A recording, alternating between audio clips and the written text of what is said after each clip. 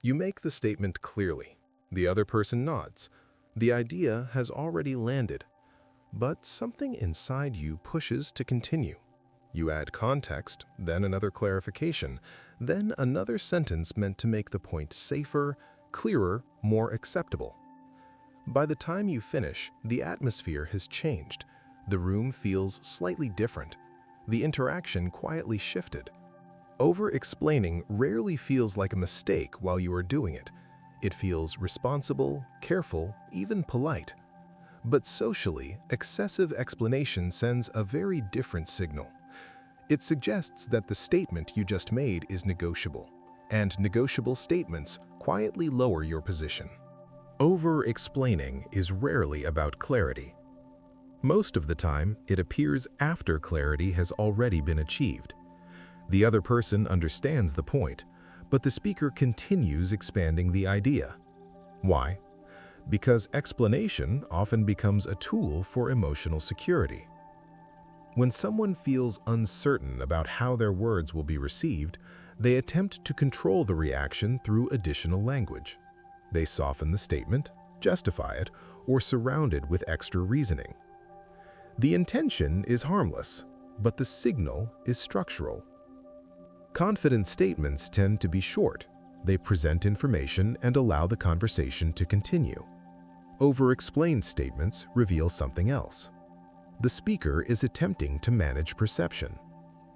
And once perception becomes the focus, authority begins to weaken. Over-explaining creates several recognizable signals. First, repetition. A point is made once, then repeated in slightly different language. The repetition communicates uncertainty about whether the first statement was strong enough. Second, expanding context. Instead of presenting the idea and stopping, the speaker adds layers of explanation that were never requested. Each additional sentence reduces the weight of the original statement. Third, nervous pacing. Speech speed often increases during over-explanation. The person begins filling silence quickly, trying to avoid the possibility of disagreement. Fourth, defensive framing. Phrases like, "what I mean is," or "just to clarify," appear repeatedly, even when no confusion has been expressed. Finally, self-correction. The speaker adjusts their wording multiple times mid-sentence, attempting to prevent misinterpretation before it even happens. Each of these signals communicates the same underlying message. The speaker is unsure whether their position will hold. This is where the structural problem appears. Over-explaining gives the other person leverage. When someone senses that you feel pressure to justify your statements, they gain subtle influence over the interaction. They learn that hesitation, silence, or mild skepticism will cause you to add more explanation. The dynamic becomes predictable. A short pause from them leads to a longer explanation from you. A small question leads to extended clarification. Soon, the conversation shifts. Instead of two people exchanging ideas, one person begins presenting arguments while the other simply listens and evaluates. Evaluation creates hierarchy. The more you explain, the more the other person occupies the position of judge. And judges rarely feel socially equal to the person defending their position. The deeper issue is emotional leakage. Words are not the only thing people interpret in conversation. Humans constantly observe emotional signals such as tone, pacing, breathing, and posture. When someone over-explains, those signals often change. Speech becomes faster, the voice tightens slightly, the body leans forward. The conversation starts to feel urgent.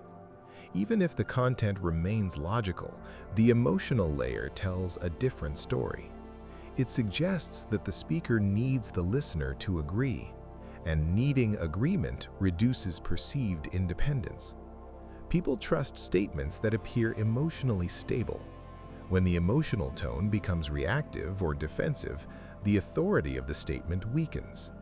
Not because the argument is wrong, because the delivery reveals insecurity.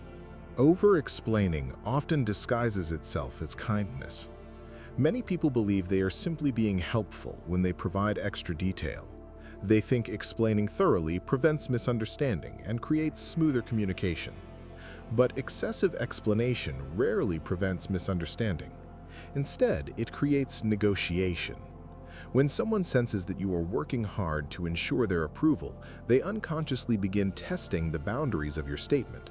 They interrupt more often, question details more freely, and push the conversation further than they otherwise would. What began as politeness becomes permission. A useful rule emerges from this pattern. If your point has already been understood, stop explaining. Continuing past clarity does not increase respect. It increases negotiability. You can observe this pattern in everyday situations. At work, someone presents an idea during a meeting. After explaining it clearly, they continue adding justifications, examples, and clarifications.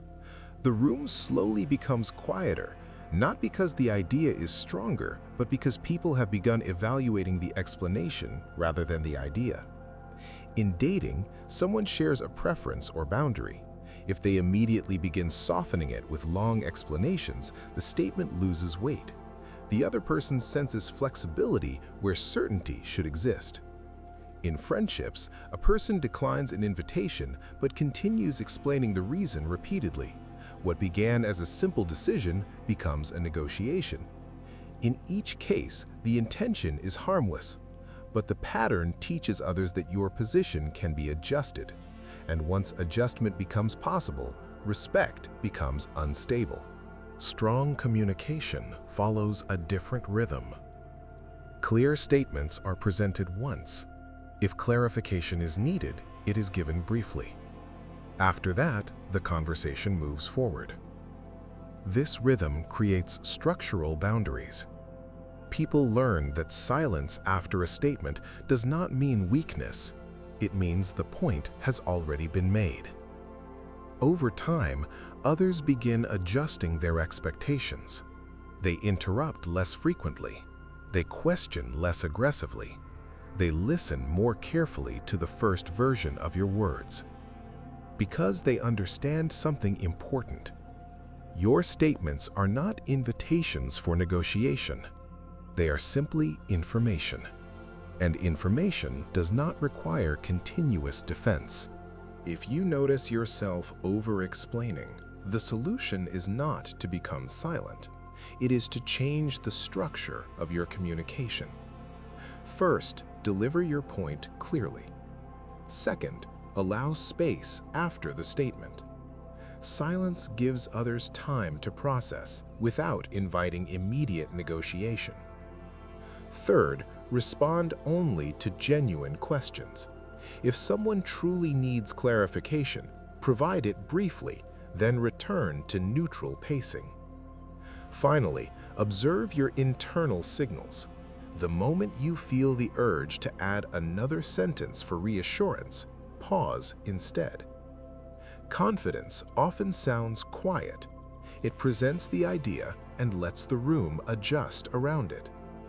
Over-explaining tries to secure agreement. Authority allows disagreement without losing position. Speak clearly, then stop.